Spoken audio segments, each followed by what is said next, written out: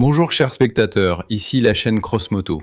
Dans ce court reportage, je voudrais vous parler de la première et, à mon avis, de l'une des plus belles motos Jawa. Je vous présente la Jawa 500 Rumpal.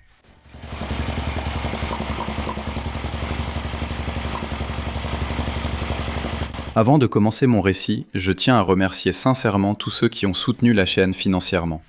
Merci beaucoup à vous. Maintenant, nous pouvons commencer. Voici sur la photo František Janeček, le fondateur de l'entreprise Java. Peu de gens savent que František a commencé par la fabrication d'armes. Mais dès que la Première Guerre mondiale s'est terminée, la demande pour ces armes a fortement diminué. Il n'a pas fallu longtemps pour trouver comment occuper les capacités de production inutilisées. Partout en Europe, les usines d'armement fabriquaient des motos et des vélos au lieu d'armes. Certains produisaient même des automobiles. Produire des automobiles immédiatement était trop ambitieux, même si Jawa en fabriquera plus tard. Il a donc été décidé de commencer par les motos. Pour éviter de développer une moto à partir de zéro, il a été décidé d'acheter une licence de production auprès de l'allemande Wanderer pour son modèle K500. Cette moto, bien qu'elle ait été demandée au début en Allemagne, est rapidement devenue dépassée avec l'apparition de modèles plus puissants et plus rapides, et la demande pour elle chutait de façon catastrophique sur le marché allemand. En raison de ce fait, la société Wanderer s'est montrée très conciliante lors de la vente de la licence. D'ailleurs, le nom de l'entreprise Jawa est dérivé des premières lettres du nom du propriétaire, Janeček, et de la société auprès de laquelle la licence a été achetée, Wanderer. En Tchéquie, ils n'ont pas copié le design de la moto allemande à l'identique. Ils ont légèrement modifié le style teutonique austère de Wanderer pour le rendre plus joyeux. Ils ont notamment entièrement revu la forme du réservoir d'essence. C'est à cette époque qu'est apparue la couleur rouge emblématique de la moto Jawa. Pour le reste, la machine est restée la même. Le moteur monocylindre à 4 temps à soupape en tête, d'une cylindrée de 500 cm3 avec un vilebrequin disposé dans l'axe de la moto, développait une puissance maximale de 18 chevaux et était couplé à une boîte de vitesse à 3 rapports. La roue arrière était entraînée par un arbre à cardan. Le cadre était fabriqué en acier embouti. La moto pesait 175 kg en version solo et pouvait atteindre une vitesse maximale de 110 km/h. La consommation de carburant était d'environ 5 à 6 litres au 100 km. Le prix était fixé à de 14 000 à 14 900 couronnes. Certains exemplaires avaient aussi un sidecar. Dans cette version, la vitesse maximale était d'environ 90 km/h et le poids atteignait 280 kg. Le prix était de 17 000 couronnes. Il est vite devenu évident qu'une moto de cette catégorie n'était pas un bon choix.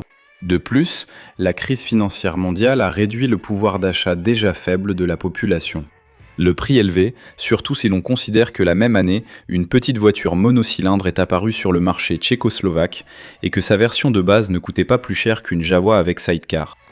La Jawa 500 Rumpal présentait divers dysfonctionnements, surtout au niveau de la fourche de la roue avant. Ainsi, dès 1930, le modèle a été retravaillé, éliminant la plupart des défauts de jeunesse et simplifiant la conception. La fourche avant a été modernisée. Au lieu d'une construction massive, une version plus légère et élégante est apparue. Le phare a également été remplacé, cette fois par un modèle de la marque Bosch. La deuxième génération de motos, la même année, était vendue à un prix réduit de 14 000 couronnes.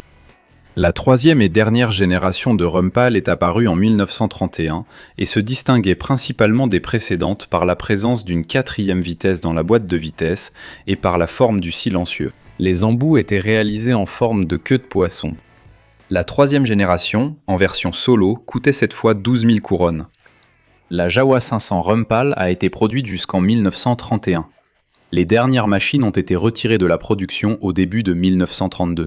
En 3 ans, seulement 1016 de ces exemplaires ont été produits. Cependant, malgré cette production modeste, ce fut une excellente expérience pour la firme Jawa. Le modèle suivant, développé par l'ingénieur anglais George William Patchett, fut la moto Jawa 175 Villiers. Il a été présenté au Salon automobile de Prague en 1932 et a été positionné sur le marché comme la meilleure moto à petit prix. C'était un modèle avec un moteur 2 temps d'une cylindrée de 60 cm3 développant 5 chevaux et demi qui pesait 70 kg et pouvait atteindre une vitesse de 70 à 80 km/h. Dès la première année, 3 fois plus de motos Jawa 175 Villiers ont été produites que de Jawa 500. Parmi le peuple, la première Jawa a reçu le surnom de Rumpal, ce qui signifie treuil en tchèque. Le son du moteur tournant à bas régime rappelait celui d'un treuil. Rédacteur. Voilà les amis, la première est l'une des plus belles motos Jawa. En raison de son faible production, la Jawa 500 Rumpal est une moto très rare, et elle n'a été conservée que dans quelques musées et chez des passionnés. C'est ainsi que se termine mon récit. Merci pour votre attention. À bientôt.